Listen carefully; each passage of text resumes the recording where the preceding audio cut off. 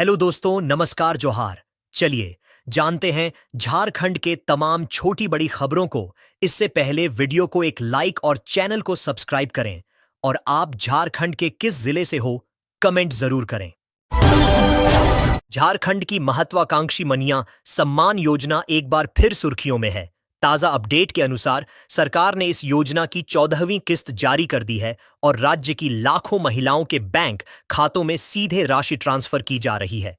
जानकारी के मुताबिक सिर्फ रांची जिले में ही करीब 3,86,000 से ज्यादा महिलाओं को जुलाई माह की किस्त के तहत 2,500 रुपये प्रति लाभुक की दर से मानदेय भेजा गया है। यह योजना राज्य सरकार द्वारा महिलाओं को आर्थिक सहारा देने के उद्देश्य से शुरू की गई थी। पहले इसके तहत महिलाओं को केवल 1,000 रुपये प्रतिमाह दिए जाते थे, लेकिन हाल ही में इस राशि को बढ़ाकर 2,500 रुपये प्रतिमाह कर दिया गया। जनवरी 2025 में 2 किस्तों के रूप में महिलाओं को 5,000 रुपये भी दिए गए थे। सरकार का कहना है कि योजना के दायरे में 52 लाख से अधिक महिलाएं शामिल हैं। हालांकि इस बीच कई जिलों से गड़बड़ियों और भुगतान में देरी की शिकायतें भी सामने आई हैं। पूर्वी सिंहभूम जिले के चाकुलिया प्रखंड में लाभुक महिलाओं ने प्रदर्शन किया और आरोप लगाया कि अब तक उनके खातों में पैसा नहीं पहुंचा है। उनका कहना है कि सत्यापन प्रक्रिया में हो रही देरी और तकनीकी दिक्कतों की वजह से भुगतान रुका हुआ है। इसी तरह कुछ जगहों पर फर्जीवाड़े की भी शिकायत मिली है। ऐसे मामले सामने आए हैं जहां एक ही बैंक खाते में कई लाभुकों का पैसा जा रहा था या फर्जी दस्तावेजों के जरिए लाभ उठाने की कोशिश की गई। प्रशासन ने साफ किया है कि सभी मामलों की जांच की जा रही है और दोषियों पर सख्त कार्रवाई होगी।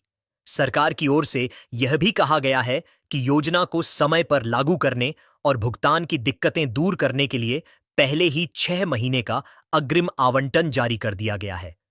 इसके अलावा योजना को महिला स्वावलंबन से जोड़ने की भी तैयारी की जा रही है।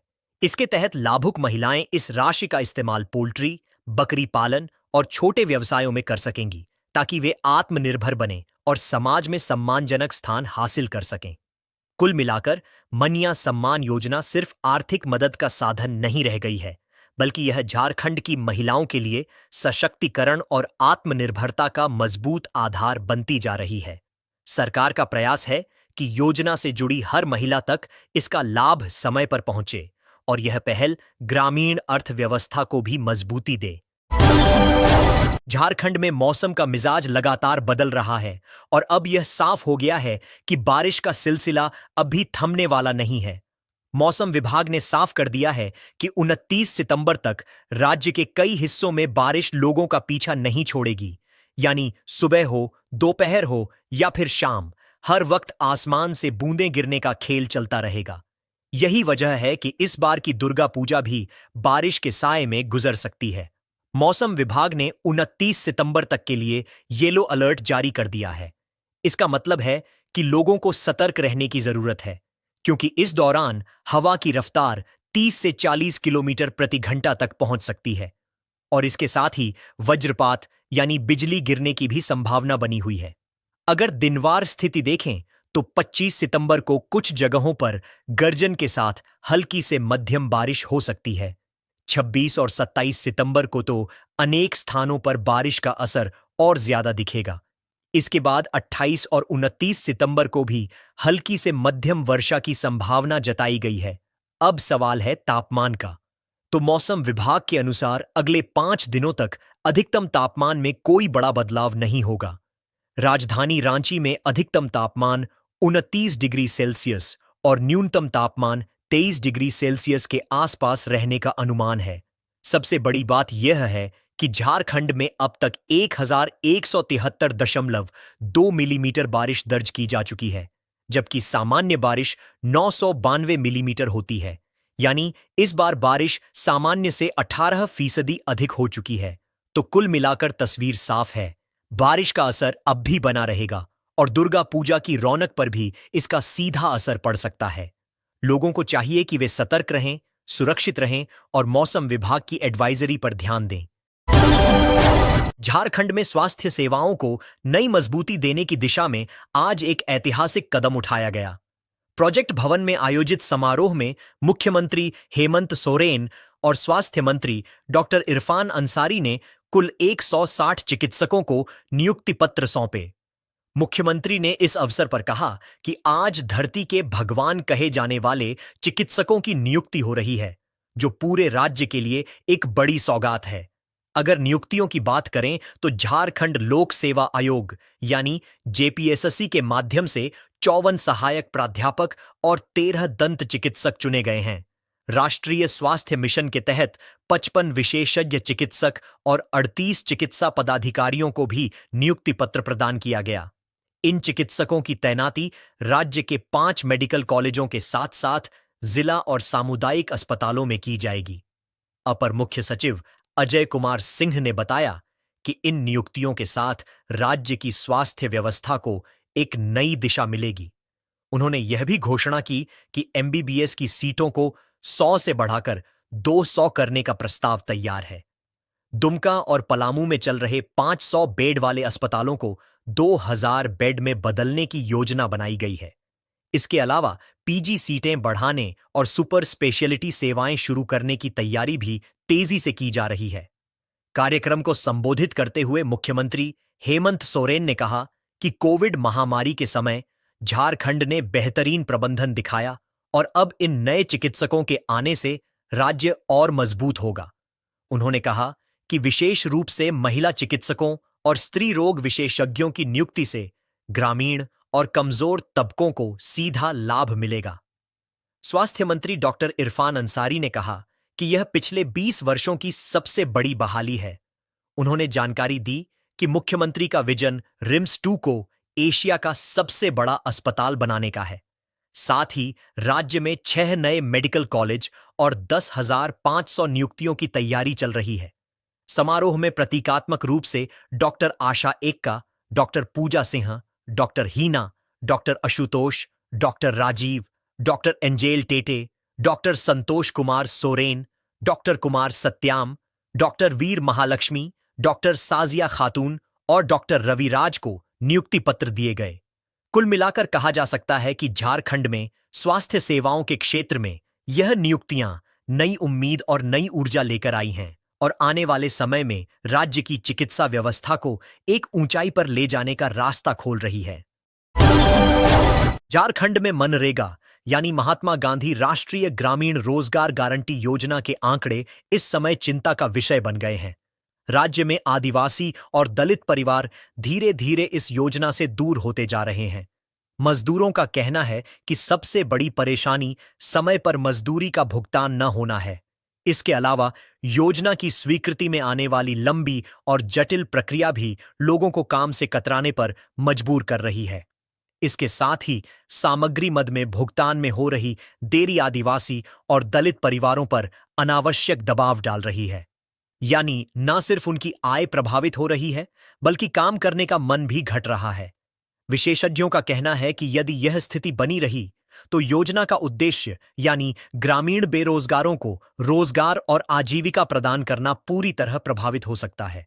कुल मिलाकर झारखंड में मनरेगा की विश्वसनीयता और प्रभाव पर अब सवाल उठने लगे हैं। आदिवासी और दलित समुदायों के लिए योजना का लाभ समय पर पहुंचाना और प्रक्रिया को सरल बनाना राज्य के लिए जरूरी हो गया है, ताकि ये परिवार फिर से योजना से जुड़कर अपनी जीवन स्थिति को सुधार सकें। झारखंड में शराब घोटाले को लेकर राजनीतिक और प्रशासनिक गलियारे में आज हंगामा मच गया है।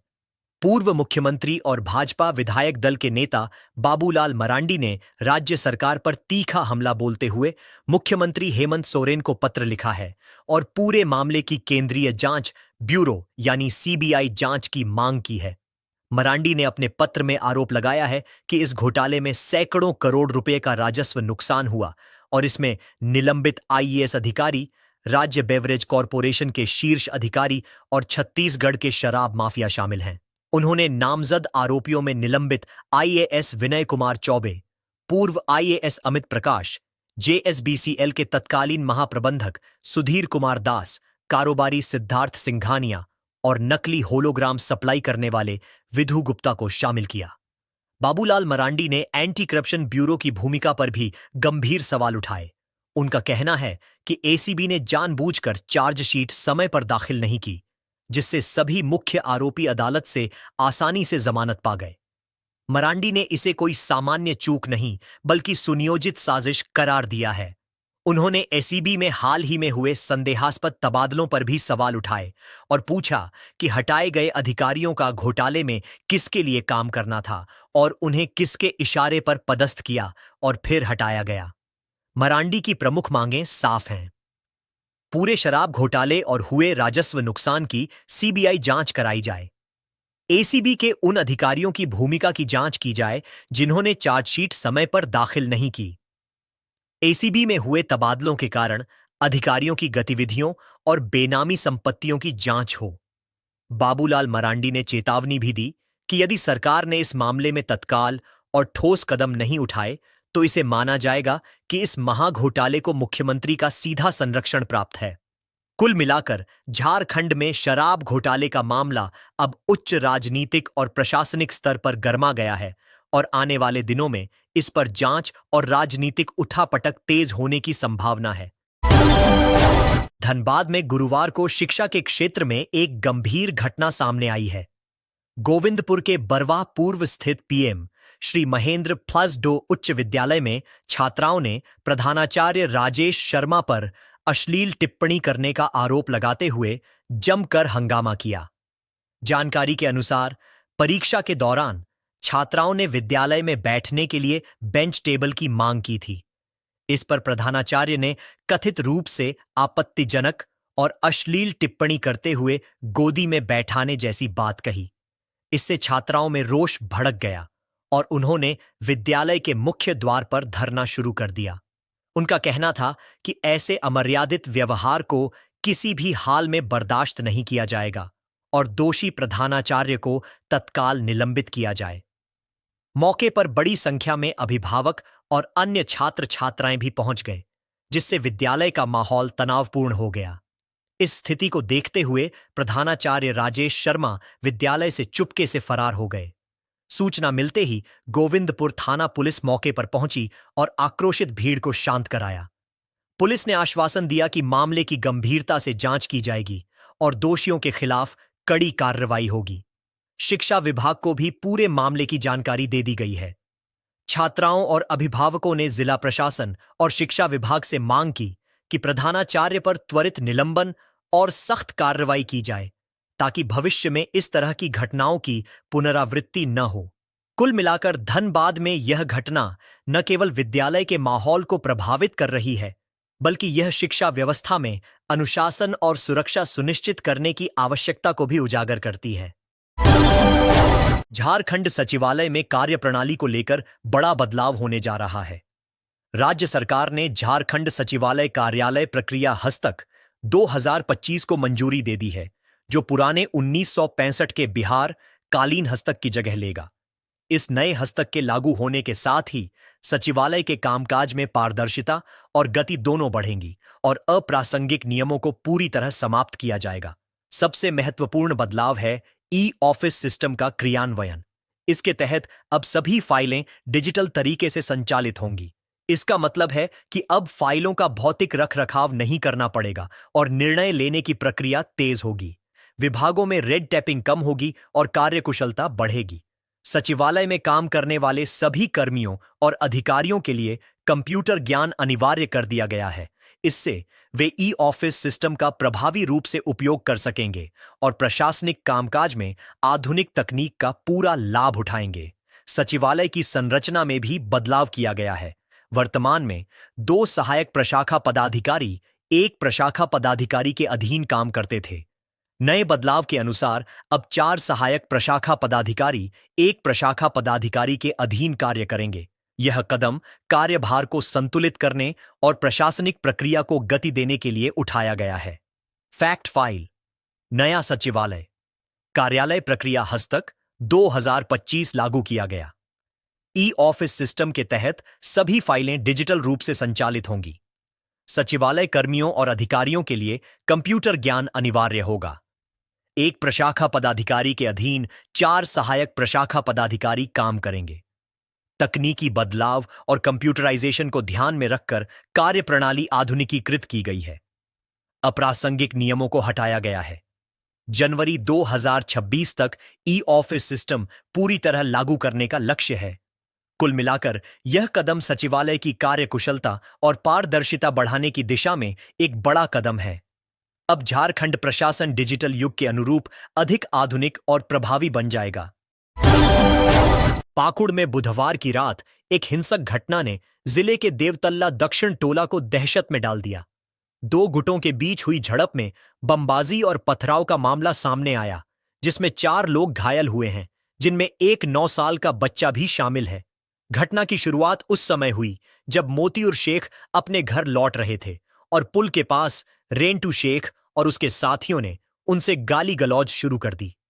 विरोध करने पर उनके साथ मारपीट हुई और देखते ही देखते दोनों पक्षों के परिवार और समर्थक मौके पर जमा हो गए। इसके बाद पथराव और बमबाजी शुरू हो गई, जिससे इलाके में डर का माहौल बन गया। स्थानीय लोगों ने तुरंत मुफस्सिल थाने को सूचना दी। सूचना मिलते ही थाना प्रभारी गौरव कुमार और उनकी टीम मौके पर पहुंचे। पुलिस को देखते ही रेंटू शेख और उनके साथी मौके से फरार हो गए।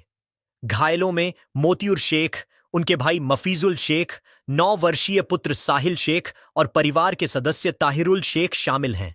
सभी को इलाज के लिए सदर अस्पताल में भर्ती कराया गया और सभी को खतरे से बाहर बताया जा रहा है।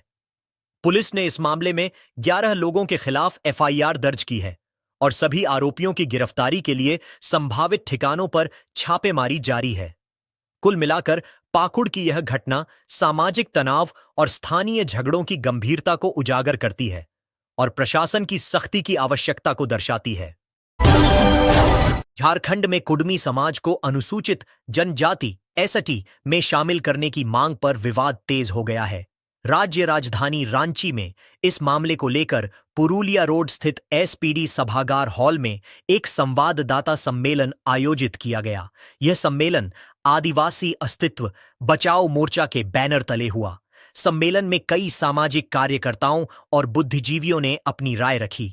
ग्लैडसन डुंगडुंग, अजय तिर्की, सुषमा बिरुली, रूपचंद तिर्की, अशोक लोहरा, प्रेमचंद मुर्मू और वॉल्टर कंडुलना ने कहा कि कुडमी समाज आदिवासी नहीं है और इनकी एसटी दर्जा की मांग केवल राजनीतिक साजिश है।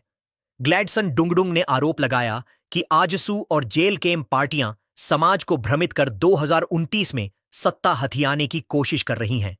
कुडमी समाज फर्जी दस्तावेजों के सहारे खुद को आदिवासी साबित करने में जुटा है। अजय तिर्की ने कहा कि कुडमी महतो लव कुश के वंशज हैं और उनका इतिहास आदिवासी संस्कृति से मेल नहीं खाता। अंग्रेजी शासनकाल में 1931 में उन्होंने खुद को एसटी से अलग दर्ज करवाया था। उनका कहना है कि अगर कुडमी समाज को एसटी दर्जा मिल गया तो आदिवासी समाज के संवैधानिक अधिकार और सम्मान पर असर पड़ेगा। सम्मेलन में यह भी आरोप लगाया गया कि कुडमी समाज राजनीति के लिए झूठे आंकड़े और फर्जी इतिहास गढ़ रहा है। कुडमी लोग छोटा नागपुर में आक्रमण से बचने के लिए बसे थे और छुआड़ विद्रोह को अपने नाम करने का प्रयास कर रहे हैं।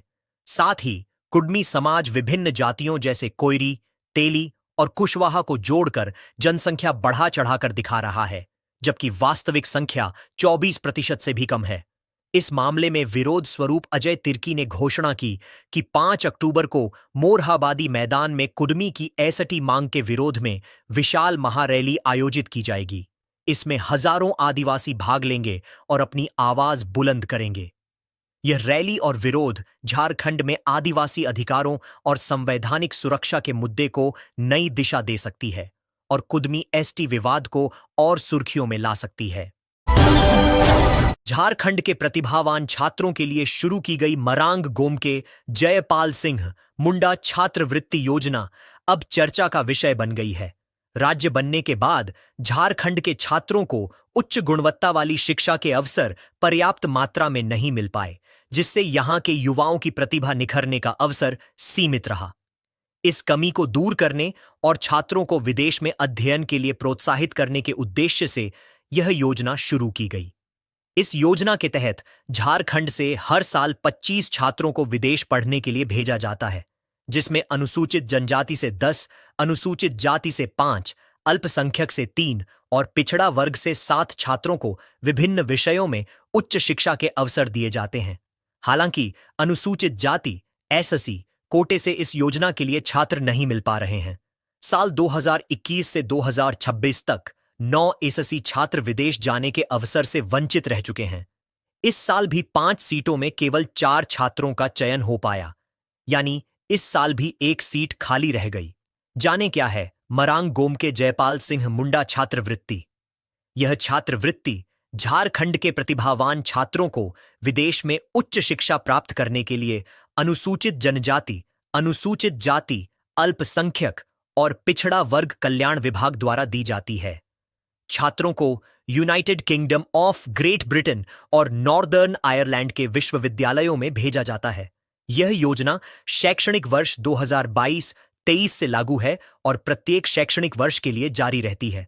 इस छात्रवृत्ति के अंतर्गत 31 विषयों में शिक्षा प्राप्त की जा सकती है, जिनमें शामिल हैं anthropology, sociology, agriculture, arts and culture, development studies and allied जैसे governance and development, economics, education, environmental studies, climate change, forest conservation and ecology, global peace, security and governance, international relation, political science, law and human rights, media and communication, public administration, public health, public policy science and innovation, sports medicine, sports management and allied tourism and hospitality, sustainable development, urban and regional planning, women studies, gender studies, engineering and technology, data science and machine learning, management studies, finance, pharmacology and pharmacy studies, energy studies, conflict studies, migration and refugee studies. कुल मिलाकर यह योजना झारखंड के प्रतिभावान छात्रों को विश्व स्तर की शिक्षा के अवसर प्रदान करने और उनकी क्षमता को निखारने का एक महत्वपूर्ण कदम है। बावजूद इसके एसएससी छात्रों की कमी इस योजना में सुधार की आवश्यकता को दर्शाती है। रामगढ़ जिले के गोलावन क्षेत्र के परसाड़ी जंगल में गुरुवार की सुबह एक चिंताजनक घटना सामने आई। जंगल में खुले कुएं में एक हथिनी और उसका बच्चा गिर गए। घटना की खबर फैलते ही आसपास के गांवों से सैकड़ों लोग मौके पर पहुंचे और वन विभाग को इसकी सूचना दी। वन विभाग के अधिकारियों ने पुष्टि की है कि दोनों हाथी जीवित हैं और उन्हें सुरक्षित बाहर निकालने के लिए रेस्क्यू अभियान जारी है। मौके पर जेसीबी मशीन और अन्य उपकरणों का उपयोग कर हाथियों को बिना किसी चोट के बाहर निकालने की योजना बनाई जा रही है। अधिकारियों का कहना है कि हर संभव प्रयास किया जा रहा है ताकि हाथियों को सुरक्षित बचाया जा सके। ग्रामीणों ने इस घटना के लिए बिना सुरक्षा घेरे वाले कुएं को जिम्मेदार ठहराया है। उनका कहना है कि झाड़ियों से ढके होने के कारण ये कुएं आसानी से दिखाई नहीं देते, जिससे वन्य जीवों के लिए खतरा पैदा होता है। उन्होंने वन विभाग और प्रशासन से आग्रह किया है कि जंगल के किनारे बने सभी कुएं को सुरक्षित किया जाए ताकि भविष्य में ऐसी घटनाओं को रोका जा सके। बता दें कि गोलावन क्षेत्र में इन दिनों हाथियों की आवाजाही काफी बढ़ गई है। हाल ही में हैंसापोड़ा जंगल में हाथियों के झुंड में 3 कलब यानी बच्चे जन्मे हैं। इस समय लगभग 42 हाथियों का एक बड़ा दल इस इलाके में घूम रहा है और जंगल तथा गांवों के आसपास हाथियों की लगातार आवाजाही बनी रहती है। कुल मिलाकर यह घटना वन्य जीवों की सुरक्षा और ग्रामीण क्षेत्रों में उनकी आवाजाही के बीच संतुलन बनाए रखने की चुनौती को उजागर करती है। वन विभाग की त्वरित कार्रवाई और सुरक्षा उपाय भविष्य में ऐसे हादसों को रोकने के लिए अहम साबित होंगे। रांची के रातू प्रखंड के सिमलिया क्षेत्र में एक बार फिर बड़े जंगली जानवर के पंजों के निशान और मल मिलने से ग्रामीणों में डर का माहौल फैल गया है। स्थानीय लोग आशंका जता रहे हैं कि यह तेंदुए का निशान हो सकता है और इसी वजह से कई लोग अब घरों से निकलने में भी डर रहे हैं। ग्रामीणों का कहना है कि उन्होंने तेंदुए को अपनी आंखों से देखा है। उनका आरोप है कि वन विभाग इस मामले में गंभीरता नहीं दिखा रहा, जिससे लोगों की जान पर खतरा मंडरा सकता है। खासकर रात के समय इलाके में दहशत का माहौल और बढ़ जाता है। इससे पहले मंगलवार की रात सोशल मीडिया पर कटहल मोड़ के चालाटोली का एक वीडियो वायरल हुआ था। इसमें दावा किया गया कि यह तेंदुआ या बाघ हो सकता है। हालांकि वन विभाग ने इसे केवल जंगली बिल्ली बताया था। बुधवार की सुबह चालाटोली के साकेत नगर में बड़े पंजों के निशान देखे गए। इसके बाद गुरुवार की सुबह सिमलिया के अलग अलग स्थानों पर भी बड़े जानवर के पंजों के निशान और मल मिले। इस मामले में वन विभाग की टीम इलाके की निगरानी कर रही है और जांच जारी है। कुल मिलाकर रांची के रातू प्रखंड में यह स्थिति स्थानीय लोगों की सुरक्षा और वन्यजीव निगरानी की अहमियत को उजागर करती है और प्रशासन के लिए चेतावनी भी है कि समय पर उचित कदम उठाना आवश्यक है। चाईबासा से आज एक बड़ी सुरक्षा खबर सामने आई है। राज्य सरकार की आत्मसमर्पण नीति और झारखंड पुलिस एवं केंद्रीय रिजर्व पुलिस बल की संयुक्त कार्रवाई के दबाव के तहत भाकपा माओवादी के 10 नक्सलियों ने गुरुवार को आत्मसमर्पण किया। यह आत्मसमर्पण DGP Anurag Gupta, CRPF IG Saket Singh, IG अभियान माइकल राजेस और आईजी झारखंड पुलिस अनूप बिरथरे की उपस्थिति में किया गया। आत्मसमर्पण करने वालों में 6 पुरुष और 4 महिलाएं शामिल हैं। इनके नाम हैं रांदो बोडपाई, गार्दी कोड़ा, जोहन पूर्ति, निरसो सीधू, घोनोर देवगम, गौमेया कोड़ा, केरा कोड़ा, कैरी कायम, सावित्री गोप, प्रदीप सिंह। जानकारी के अनुसार ये सभी नक्सली पहले तत्कालीन एसपी राकेश रंजन के कार्यकाल में पुलिस के सामने आत्मसमर्पण कर चुके थे, लेकिन अब इसे आधिकारिक रूप से गुरुवार के कार्यक्रम में मान्यता दी गई। इसके अलावा कुछ अन्य नक्सली भी पहले ही चाईबासा पुलिस के समक्ष आत्मसमर्पण कर चुके हैं, जिन्हें जल्द ही आधिकारिक रूप से आत्मसमर्पण कराया जाएगा। पिछले 3 वर्षों में चाईबासा जिले के कोल्हान और सारंडा क्षेत्र में पुलिस ने 9,631 से अधिक अभियान चलाए हैं। इन अभियानों में 175 नक्सलियों को गिरफ्तार कर न्यायिक हिरासत में भेजा गया और पुलिस मुठभेड़ों में 10 नक्सली मारे गए। साथ ही बड़ी मात्रा में विस्फोटक, हथियार और अन्य सामान बरामद किए गए। इस दौरान क्षेत्र में सुरक्षा शिविरों की स्थापना की गई, जिससे आम जनता में सुरक्षा का भाव बढ़ा और नक्सलियों का प्रभाव धीरे धीरे सिमट रहा है। पिछले 3 वर्षों में झारखंड सरकार की आत्मसमर्पण एवं पुनर्वास नीति से प्रभावित होकर चाईबासा में कुल 26 नक्सली मुख्य धारा में शामिल हो चुके हैं। पुलिस ने सभी नक्सलियों से एक बार फिर अपील की है कि वे हिंसा का रास्ता छोड़कर समाज के साथ जुड़ें और इस नीति का लाभ उठाएं। कुल मिलाकर यह घटना न केवल चाईबासा में सुरक्षा स्थिति को सुदृढ़ करने की दिशा में बड़ी सफलता है, बल्कि राज्य की नक्सल प्रभावित क्षेत्रों में मुख्य धारा में शामिल होने की नीति की प्रभावशीलता को भी दर्शाती है। लातेहार से रोजगार और कौशल विकास की एक खुशखबरी सामने आई है। मुख्यमंत्री सारथी योजना के तहत दक्ष अकादमी प्राइवेट लिमिटेड में सिलाई का प्रशिक्षण प्राप्त करने वाले 13 अभ्यर्थियों को अब रोजगार के अवसर प्रदान करने के लिए केपीआर मिल्स तिरुपुर भेजा गया है। यह कदम जिला नियोजन पदाधिकारी एवं जिला स्किल पदाधिकारी संतोष कुमार के निर्देशानुसार उठाया गया। संचालन प्रबंधन की खुशबू कुमारी ने बताया कि सभी प्रशिक्षित अभ्यर्थियों को तिरुपुर भेजा गया है ताकि उन्हें रोजगार के साथ साथ व्यावसायिक अनुभव भी प्राप्त हो सके। वहीं केंद्र प्रबंधक नीरज कुमार ने बताया कि झारखंड सरकार की यह योजना राज्य के युवाओं को रोजगार से जोड़ने के उद्देश्य से शुरू की गई है। मुख्यमंत्री सारथी योजना के तहत राज्य के बेरोजगार युवाओं और युवतियों को निःशुल्क कौशल प्रशिक्षण प्रदान किया जाता है। योजना राज्य के सभी 24 जिलों में संचालित की जा रही है और इसका लाभ अब तक बड़ी संख्या में युवाओं ने उठाया है। इस योजना का मुख्य उद्देश्य है राज्य के हुनरमंद बेरोजगार पुरुष और महिलाओं को रोजगार से जोड़ना। योजना में 18 से 35 वर्ष की आयु के सभी पुरुष और महिलाओं को कंप्यूटर प्रशिक्षण, सिलाई प्रशिक्षण, soft skills, industry based skill training और आईटी संबंधित कौशल कार्यक्रमों में निःशुल्क प्रशिक्षण दिया जाता है ताकि वे स्वरोजगार और रोजगार दोनों के अवसर प्राप्त कर सकें। कुल मिलाकर यह पहल राज्य के युवाओं के कौशल, विकास और रोजगार सुनिश्चित करने की दिशा में एक महत्वपूर्ण कदम है, जो उन्हें आत्मनिर्भर बनने का अवसर प्रदान करती है।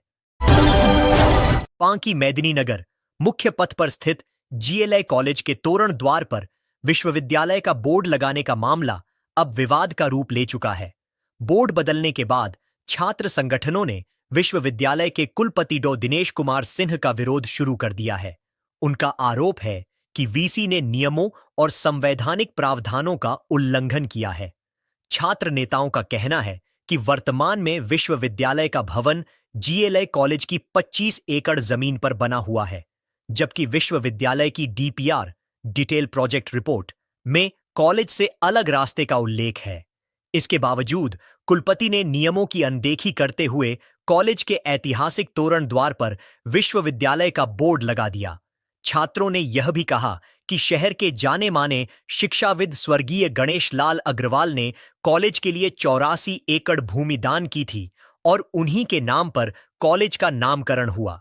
जीएलआई कॉलेज प्रमंडल का प्रीमियर कॉलेज है और इसके इतिहास तथा पहचान से छात्रों और समाज की भावनाएं जुड़ी हुई हैं।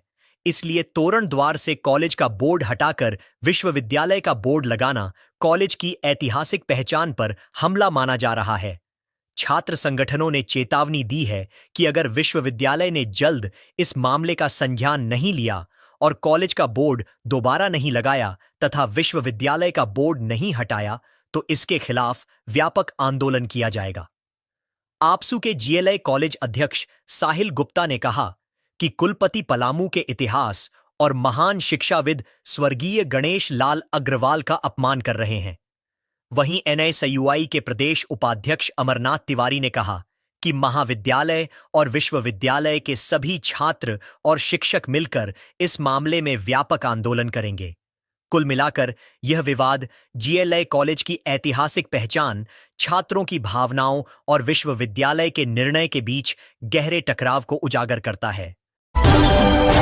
झारखंड में पुलिस व्यवस्था को और सुदृढ़ बनाने के लिए एक महत्वपूर्ण कदम उठाया जा रहा है। राज्य के अलग अलग थानों में मुंशी का कार्य करने के लिए 244 महिला पुलिसकर्मियों को प्रशिक्षण दिया जाएगा। यह निर्णय डीआईजी कार्मिक द्वारा जारी आदेश के तहत लिया गया है। जारी आदेश के अनुसार जिलों के एसपी और एसएसपी को निर्देश दिया गया है कि ये 244 महिला आरक्षियों को 7वीं सितंबर से 11वीं अक्टूबर तक संबंधित थानों में व्यवहारिक प्रशिक्षण प्रदान करें। प्रशिक्षण के पश्चात इन महिला पुलिसकर्मियों को चिन्हित थानों में प्रतिनियुक्त किया जाएगा। प्रत्येक थाना में कम से कम 3 महिला आरक्षियों को मुंशी कार्य के लिए प्रतिनियुक्त किया जाएगा। इन प्रशिक्षित महिला पुलिसकर्मियों से केवल थाना में मुंशी कार्य ही लिया जाएगा और उन्हें अन्य कार्यों में शामिल नहीं किया जाएगा। इसके साथ ही जिन थानों में महिला मुंशी को प्रतिनियुक्त किया जाएगा, वहां पहले से पदस्थापित पुरुष पुलिसकर्मियों को जो मुंशी कार्य कर रहे हैं, पूर्णतः अन्य स्थानों पर स्थानांतरित किया जाएगा। महिला पुलिसकर्मियों की प्रतिनियुक्ति ऐसे थानों में की जाएगी जहां महिलाओं के लिए आवश्यक संसाधन और सुविधाएं उपलब्ध हों, ताकि उनके कार्य को प्रभावी और सुरक्षित तरीके से संचालित किया जा सके। कुल मिलाकर यह पहल महिला पुलिसकर्मियों को पुलिस प्रशासन में सशक्त भूमिका देने के साथ साथ थानों में महिला संवेदनशीलता और कुशल प्रशासन सुनिश्चित करने की दिशा में एक अहम कदम है।